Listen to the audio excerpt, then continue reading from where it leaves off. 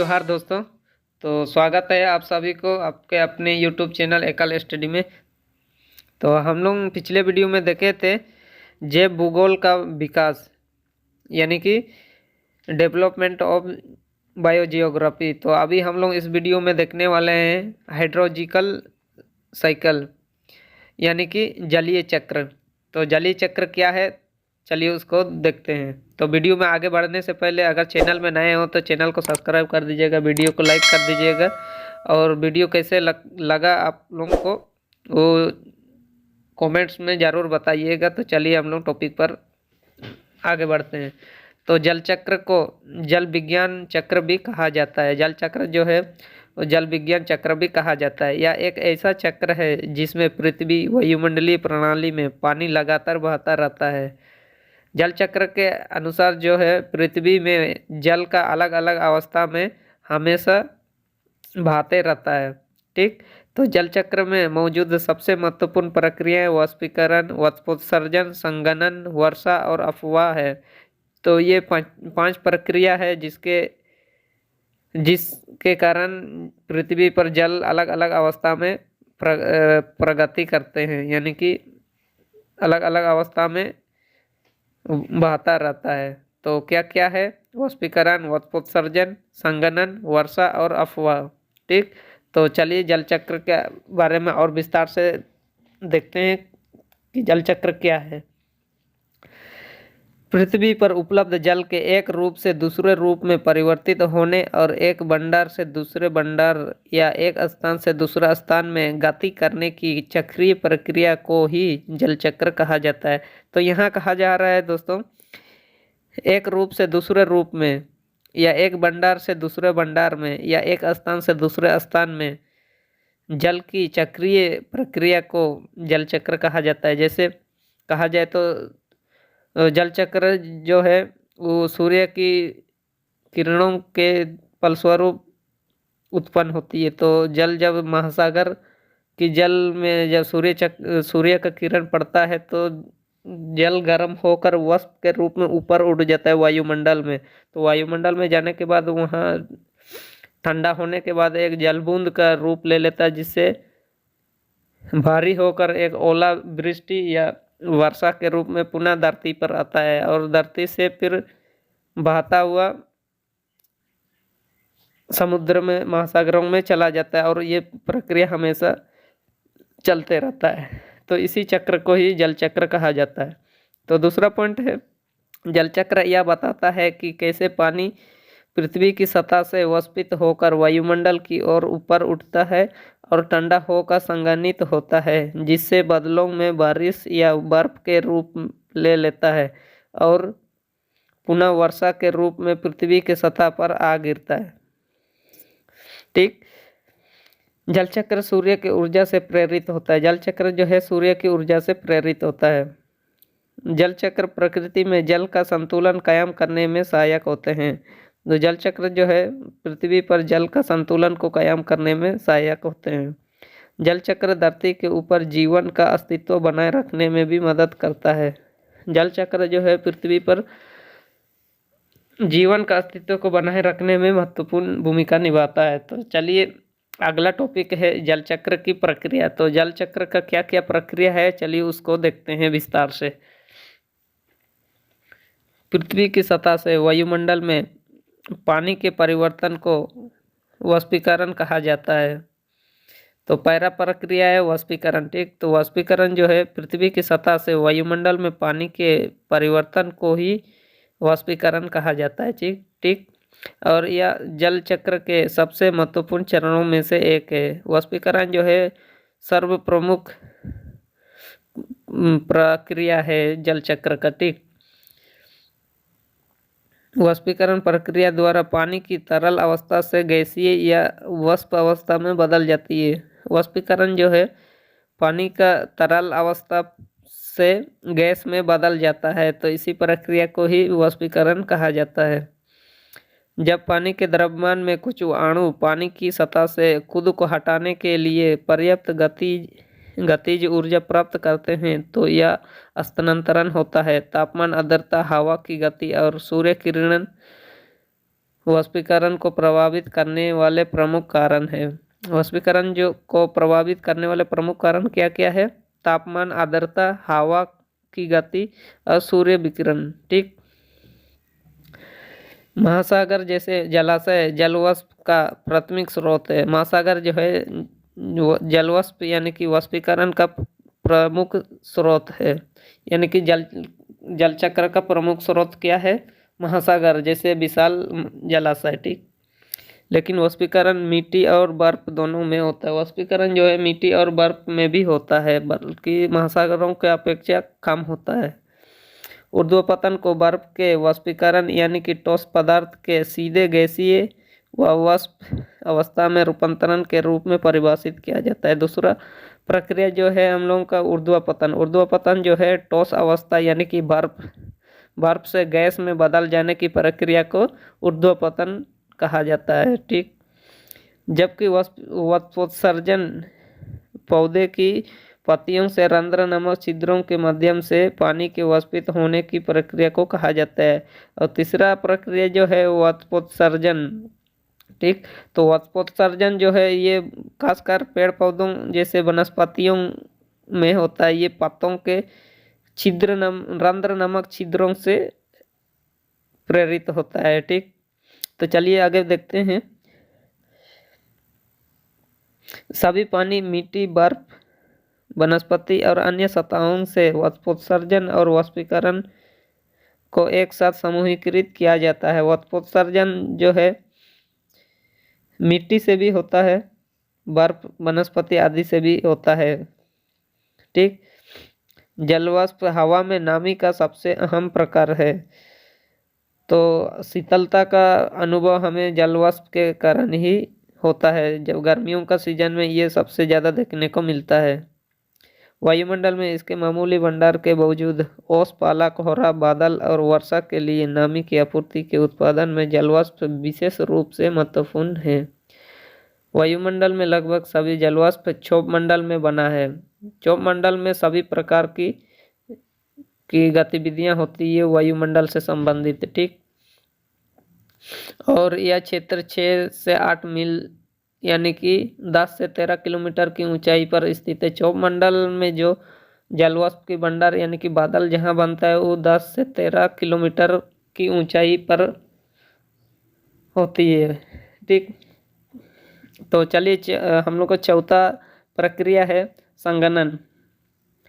एक गैसीय या वाष्प अवस्था का द्रव्य व तरल अवस्था में परिवर्तन होना है। जब हवा में जलवाष्प की मात्रा वर्तमान तापमान पर वाष्पीकरण द्वारा मुक्त जल सतह से प्राप्त की जा सकने वाली मात्रा से अधिक होती है तो संघनन हो सकता है। संघनन जो है उसको कहा जाता है गैस से तरल अवस्था में परिवर्तित होने की प्रक्रिया को संघनन कहा जाता है। ठीक।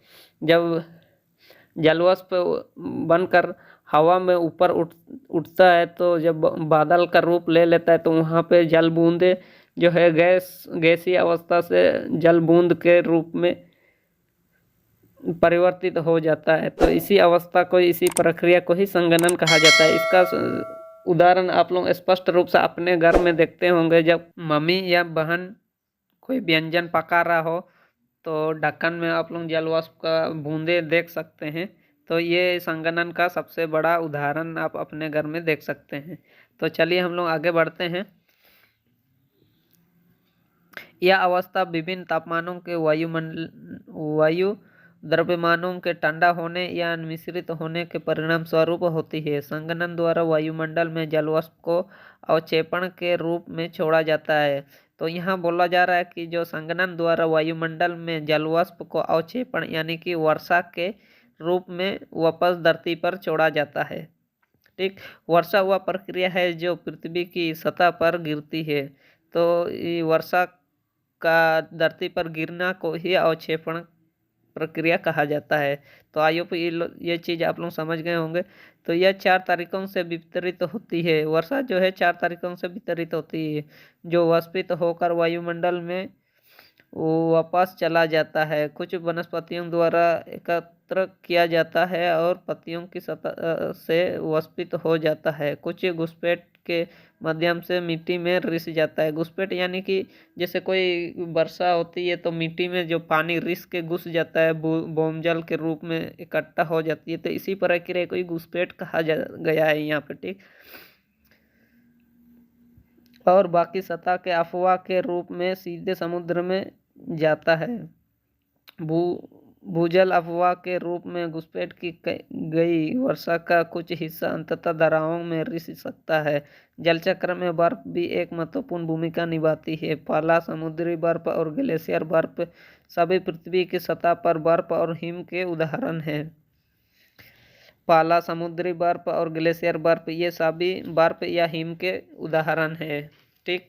तो अगला टॉपिक है हम लोगों का जलचक्र के चरण।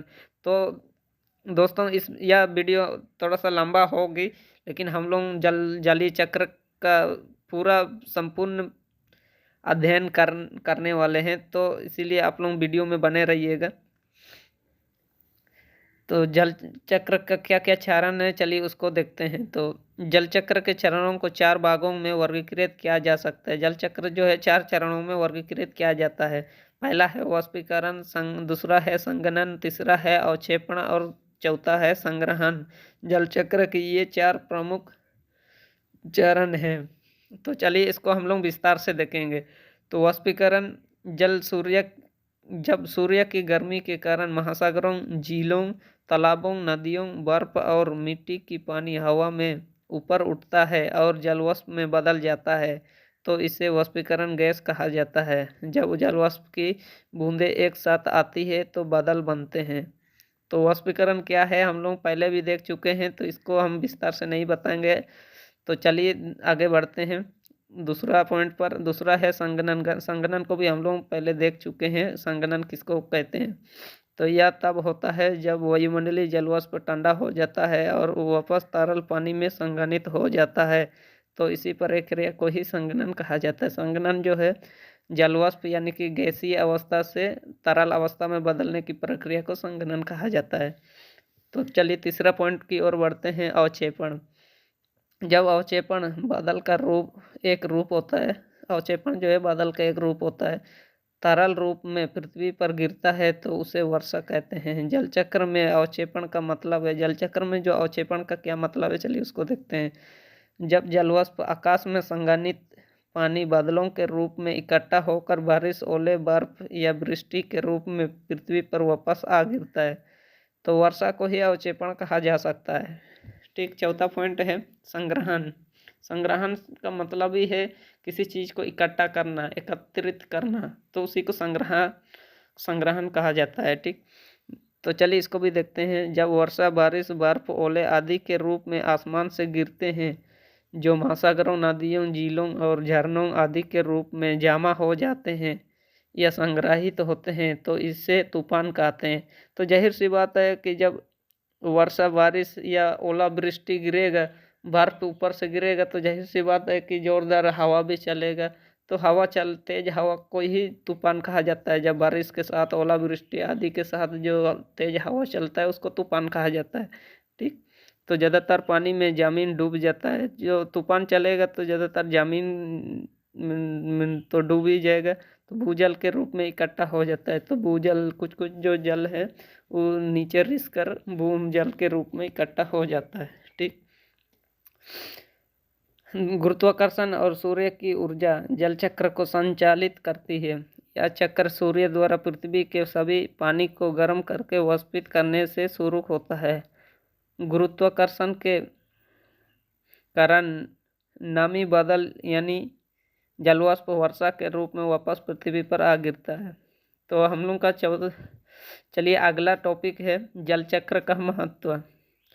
तो जल चक्र हमारे लिए क्या महत्व रखता है तो उसको देखते हैं। तो चलिए, जल चक्र हमारे लिए अत्यंत महत्वपूर्ण है क्योंकि यह सुनिश्चित करता है कि सभी जीव जंतुओं को पानी तक पहुंचा दी जाएगी और पृथ्वी पर मौसम के पैटर्न को नियंत्रित करता है। जल चक्र जो के द्वारा ही दोस्तों हम जैसे जीव जंतु, वनस्पति आदि को पानी मिल पाता है। अगर ये जल चक्र नहीं होगा तो सारे पानी गंदा हो जाएगा और हम लोग को पीने योग्य पानी भी नहीं मिलेगा, नहाने के लायक पानी भी नहीं मिलेगा, ठीक।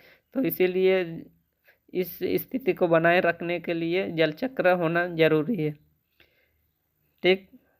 और जल चक्र जो है पृथ्वी पर मौसम का पैटर्न को भी नियंत्रित करता है। ठीक। यदि अपनी स्वाभाविक रूप से खुद को रिसाइकिल नहीं करेगा तो हमारे पास स्वच्छ पेयजल खत्म हो जाएगी, जिससे जीवन यापन के लिए हानिकारक सिद्ध हो सकती है। आइए जल चक्र का महत्व भी समझ गए होंगे, क्यों जरूरी है। जल चक्र पृथ्वी पर मौजूद पानी को रिसाइकिल करता है। जल चक्र की वजह से ही पृथ्वी पर जलवायु बदलते रहते हैं।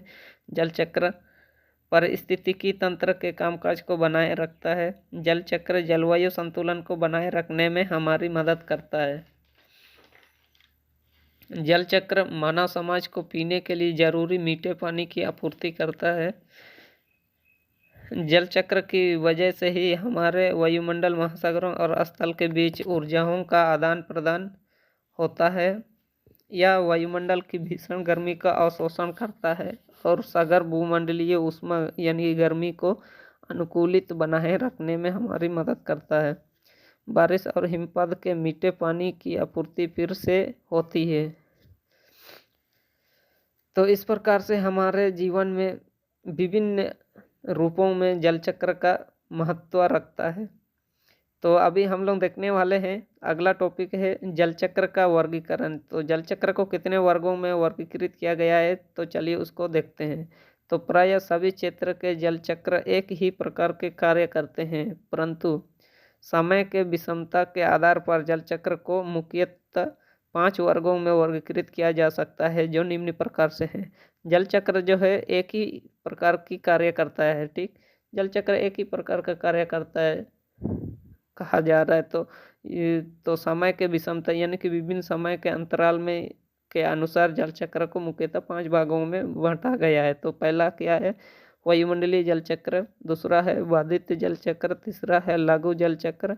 चौथा है लंबित जल चक्र और पांचवा है सामान्य जल चक्र।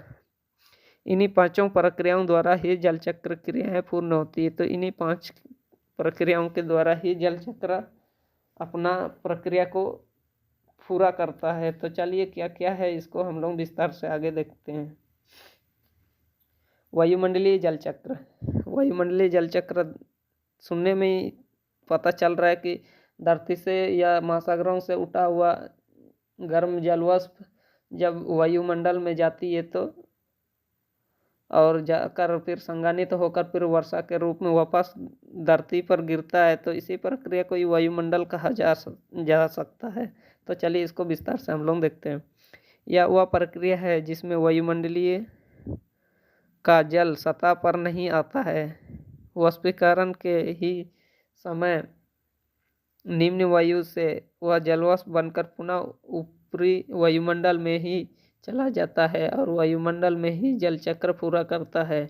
अतः इसलिए इसे वायुमंडलीय जल चक्र कहते हैं। वायुमंडल में जो जैसे जलवाष्प वायु में बहते रहता है, तो ये सूर्य की किरणों के समक्ष गर्म होकर ऊपर उठता है और ऊपर उठकर फिर वापस आता है। तो ये धरती पर नहीं पहुंच पाता है, तो धरती पहुंचने से पहले फिर गर्म होकर फिर वापस जलवाष्प के रूप में ऊपर उठ जाता है। तो इसी प्रक्रिया को ही वायुमंडलीय जल चक्र कहा जाता है। तो दूसरा पॉइंट है बाधित जल चक्र। तो क्या है, चलिए बाधित जल चक्र उसको देखते हैं। इसके अंतर्गत वर्षण तो होता है, पर मृदा और वनस्पति की जड़ें जल ग्रहण कर सामान्य प्रवाह को बाधित कर देते हैं। अतः वह जल बूंद जो अपने स्रोत तक जाने वाले थे उनको मृदा व वनस्पति उपयोग में लाते हैं और कुछ अंतराल के बाद वत्पोत्सर्जन प्रक्रिया द्वारा वायुमंडलीय वाष्पन का अंग बना देते हैं। इस प्रक्रिया में जल चक्र थोड़े समय के लिए बाधित हो जाता है, इसलिए इसे बाधित जल चक्र कहते हैं। तो बाधित जल चक्र का अर्थ है कि जैसे मृदा या वनस्पति जब बहती हुई जल को ग्रहण करता है तो वो अपने कामकाज में बिजी रखता है उस पानी को। तो इसी बीच जो पौधों या मृदा में जो काम कर रहा है ये पानी अवशोषण होकर, तो इसी बीच की समय अवधि को ही रोक के रखता है। अगर ये चीज़ नहीं रोक के रखता है तो वो पहले ही जलवाष्प हो गया रहता। तो इसी बीच में जो समय बचता है तो उसी बीच में इसको रोक के रखता है, तो उसके बाद जाके अपना कार्य पूरा करने के बाद फिर वत्पोत्सर्जन कर देता है। तो इस बीच में काफ़ी समय ले लेता है, तो इसी बीच की समय को ही, इसी प्रकार के जल चक्र को ही बाधित जल चक्र कहा गया है। तो चलिए तीसरा पॉइंट है लघुकालीन जल चक्र। तो लघुकालीन जल चक्र क्या है तो उसको देखते हैं। यह विषुवतीय प्रदेश की विशेषता है। ये जो है विषुवतीय प्रदेश का विशेषता है।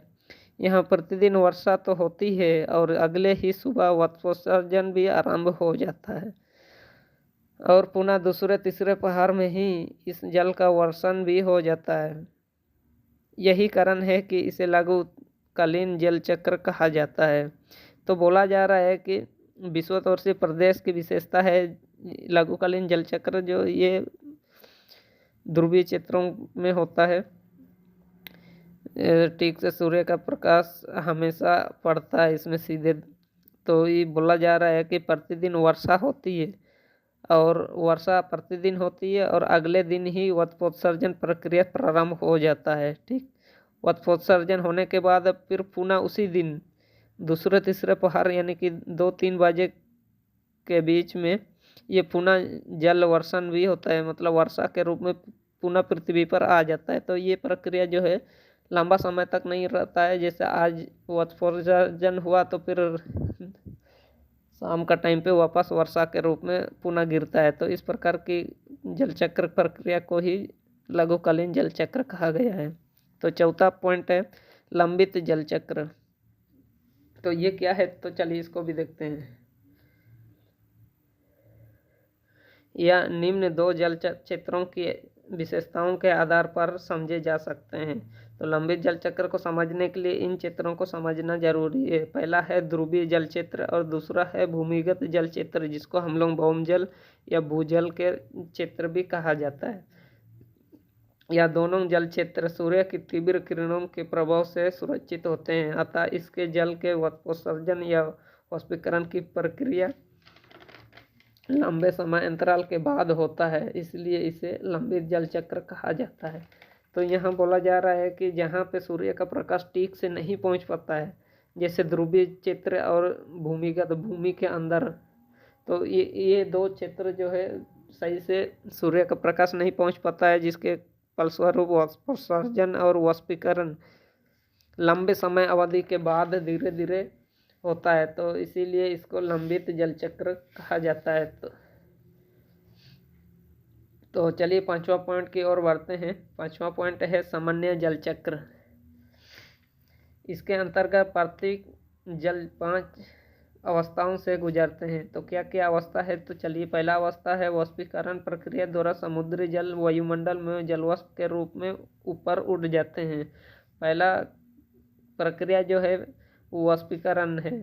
समुद्री जल वायुमंडल में जलवाष्प के रूप में ऊपर उड़ जाता है। ठीक, तो दूसरा प्रक्रिया है जलवाष्प युक्त वायु या गैस का महाद्वीपीय क्षेत्र में परिसंचारण होता है। तो वायुमंडल में ये गति करता है, तो महाद्वीपीय क्षेत्रों में ये परिसंचारण यानी कि जम जाता है, संघनन होता है। ठीक, पर्वतीय प्रभाव या अधिक ऊंचाई पर पहुंचने पर संघटन और बादल निर्माण की अवस्था आरंभ होती है।